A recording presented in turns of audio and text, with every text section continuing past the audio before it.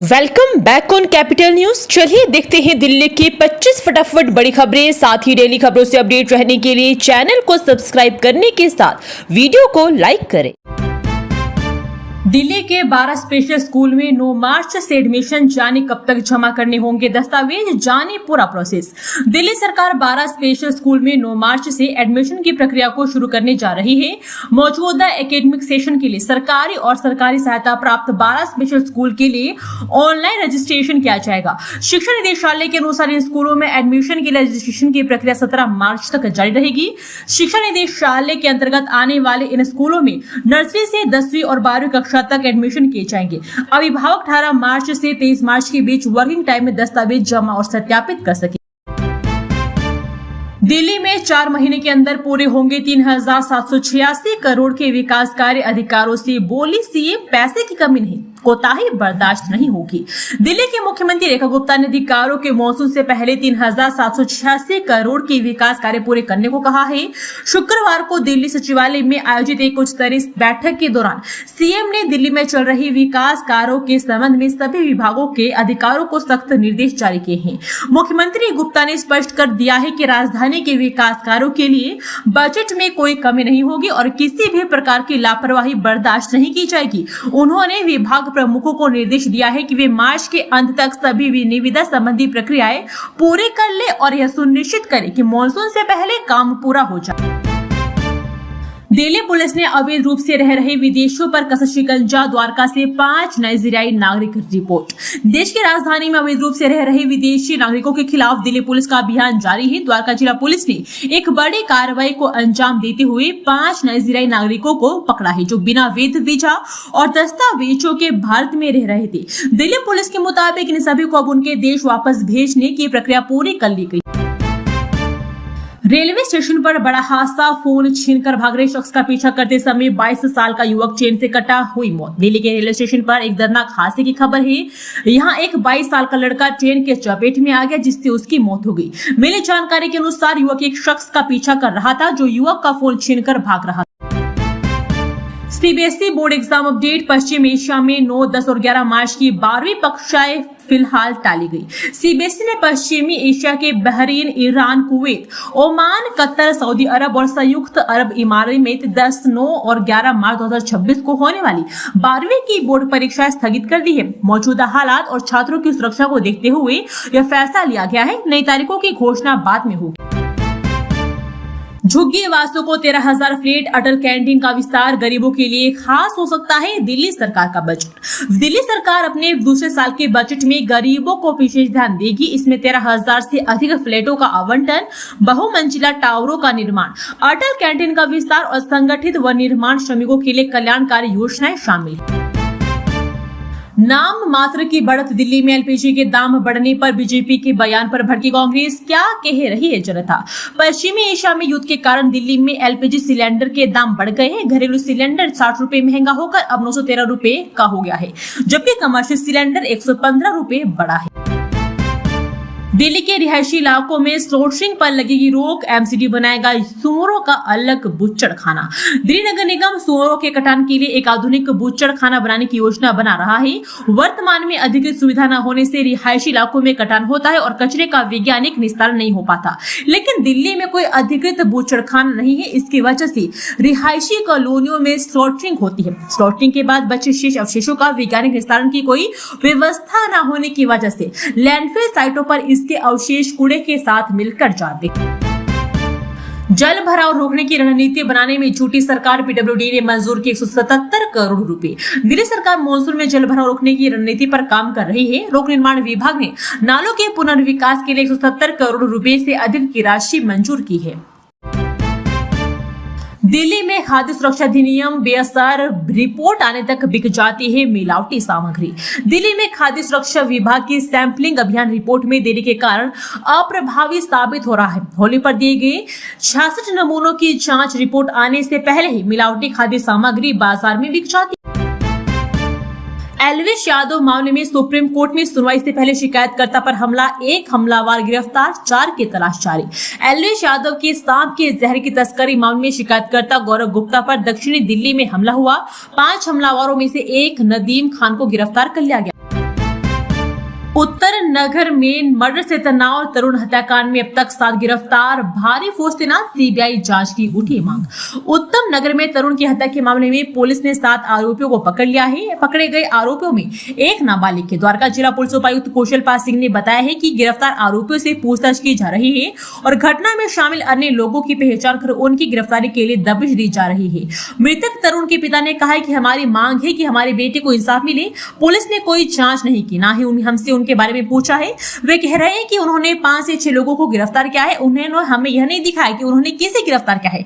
हम सीबीआई जांच चाहते हैं। घरेलू एलपीजी के दाम 60 और वाणिज्यिक सिलेंडर की कीमतों में 115 रुपए बढ़ोतरी, नई दरें लागू।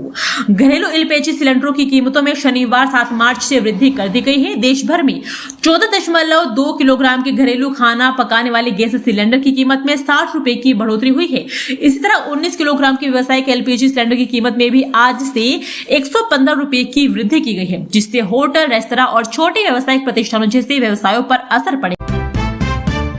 दिल्ली में 3 दिन जलापूर्ति रहेगी बाधित। यहाँ देखें किन इलाकों में कब रहेगी पानी की किल्लत। दिल्ली के हैदरपुर वाटर ट्रीटमेंट प्लांट से निकलने वाली 700 मिलीमीटर व्यास की मुख्य पाइपलाइन क्षतिग्रस्त हो गई है। पाइपलाइन को ठीक करने के लिए जल बोर्ड की तकनीकी टीम काम कर रही है। दिल्ली जल बोर्ड के मुताबिक पाइपलाइन जमीन के काफी नीचे होने और साइट पर तकनीकी दिक्कतों के कारण मरम्मत में लगभग 24 घंटे का समय लग सकता है। इसी कारण 9 और 10 मार्च को पानी की सप्लाई भी बंद रहेगी। दिल्ली में इंसुलिन पर बड़ा एक्शन, 20 लाख से ज्यादा की दवा जब्त, कई फर्में नियम तोड़ते पकड़ी गई। दिल्ली में जीवन रक्षक दवा इंसुलिन को लेकर बड़ी कार्रवाई सामने आई है। स्वास्थ्य मंत्री डॉक्टर पंकज कुमार सिंह के निर्देश पर दिल्ली सरकार के ड्रग्स कंट्रोल डिपार्टमेंट ने राजधानी के होलसेल दवा बाजार में विशेष अभियान चलाते हुए 20 लाख रुपए से अधिक कीमत की इंसुलिन जब्त की है। जांच के दौरान कई दवा फर्में कोल्ड चेन स्टोरेज के नियमों का उल्लंघन करती पाई गई। डिपार्टमेंट की टीम ने कुल 6 होलसेल दवा फार्मों का निरीक्षण किया, जिनमें से 4 फर्में ड्रग्स एंड कॉस्मेटिक्स एक्ट 1940 और ड्रग्स रूल्स 1945 के प्रावधानों का उल्लंघन करती मिली। जांच में ट्रेसिबा, फ्लेक्सस, ग्लैडिज, ह्यूमलोग मिक्स, एपिड्रा सोलोस्टार और ट्यूजियो सोलोस्टार जैसी इंसुलिन की दवाएं मिली। दिल्ली के गांधीनगर रोड पर ट्रैफिक से मिलेगा छुटकारा, मदर डेयरी से कश्यप मोहल्ला तक बनेगी इंटीग्रेटेड कॉरिडोर। राजधानी दिल्ली में ट्रैफिक की समस्या को कम करने के लिए पीडब्ल्यूडी विभाग गांधीनगर रोड पर इंटीग्रेटेड कॉरिडोर इंप्रूवमेंट प्लान की योजना पर काम कर रहा है। यह योजना मदर डेयरी से कश्यप मोहल्ला तक के पूरे हिस्से को कवर करे। दिल्ली में बनेगा अनोखा ट्रीटमेंट प्लांट, जहरीले पानी से रोशन होगी राजधानी। प्रोजेक्ट में 435 करोड़ का आएगा खर्च। तेहखंड गांव के पास डीटीसी बस डिपो के नजदीक कूड़े को ट्रीट करने वाला एक ऐसा वेस्ट ट्रीटमेंट प्लांट बनाया जाएगा, जहां गीले कूड़े से निकलने वाले जहरीले लीचेट वाटर से बिजली बनाई जाएगी। नए वेस्ट ट्रीटमेंट प्लांट में कूड़ा ट्रीट करने की capacity 1000 metric tonne per day की होगी। नया प्लांट यहां से पहले से बने 2000 मीट्रिक टन प्लांट परिसर में बनाया जाएगा। दिल्ली पुलिस की सूझबूझ से टल गई बड़ी वारदात, हथियारों के साथ 2 बदमाश गिरफ्तार, आर्म्स एक्ट के तहत केस दर्ज। दिल्ली पुलिस के क्राइम ब्रांच ने रघुवीर नगर इलाके में घेराबंदी कर 2 अपराधियों को गिरफ्तार किया है। आरोपी राशिद उर्फ सोनू 35 वर्षीय और फहीम उर्फ डैनी 30 वर्षीय त्रिलोकपुरी के रहने वाले हैं। पुलिस सूत्र का कहना है कि आरोपियों के खिलाफ क्राइम ब्रांच ने आर्म्स एक्ट के तहत केस दर्ज किया है और इनसे पूछताछ जारी। लाल किला ब्लास्ट के 2 आरोपियों को बड़ी एनआईए रिमांड, सामने आएगा चौंकाने वाला सच। दिल्ली के पटियाला हाउस कोर्ट में स्थित नेशनल इन्वेस्टिगेशन एजेंसी की विशेष अदालत ने जमीर अहमद अहंगर और तुफेल अहमद शाह की रिमांड और 5 दिन बढ़ा दी है। इन्हें नवंबर 2025 में लाल किला ब्लास्ट के सिलसिले में गिरफ्तार किया गया था। दोनों आरोपियों को उनकी दिन की रिमांड 10 खत्म होने के बाद शुक्रवार को पेश किया गया था। दिल्ली में दिन दहाड़े प्रॉपर्टी डीलर की गोली मारकर हत्या, विदेश में बैठे गैंगस्टर का हाथ होने का शक। दक्षिण पश्चिम दिल्ली में उस वक्त दहशत फैल गई जब दिन दहाड़े हमलावरों ने एक प्रॉपर्टी डीलर की गोली मारकर हत्या कर दी।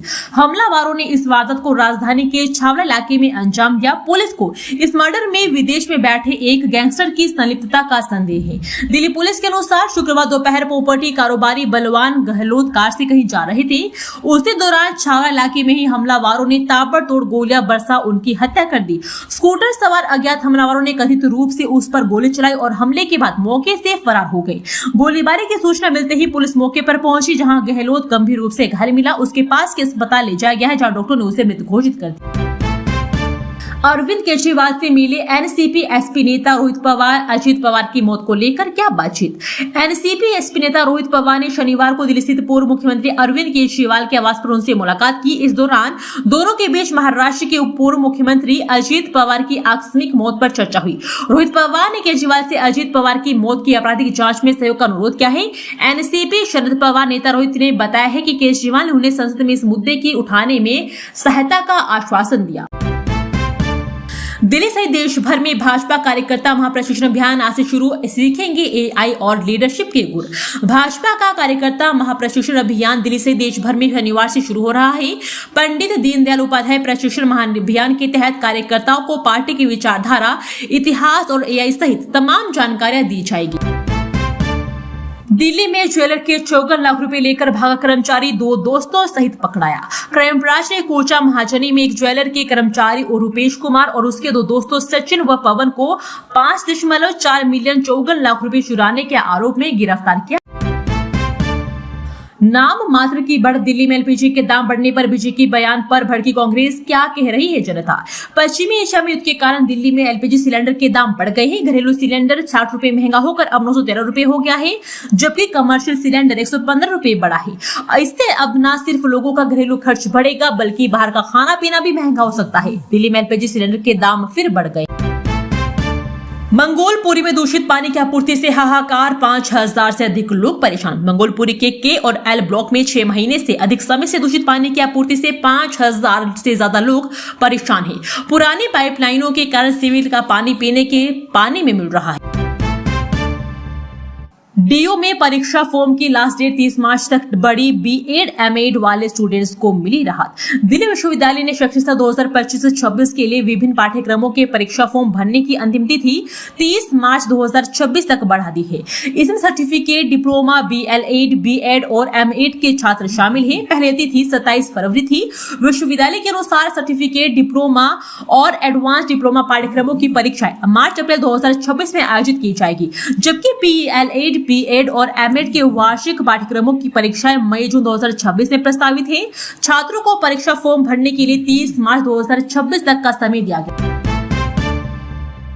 फर्जी मान्यता दिखाकर 10वीं में एडमिशन लेता था। गुरुग्राम पुलिस के हत्थे चढ़ा स्कूल चेयरमैन। गुरुग्राम पुलिस के मानेसर क्राइम ब्रांच ने शिक्षा के नाम पर धोखाधड़ी करने वाले स्कूल के चेयरमैन को गिरफ्तार किया है।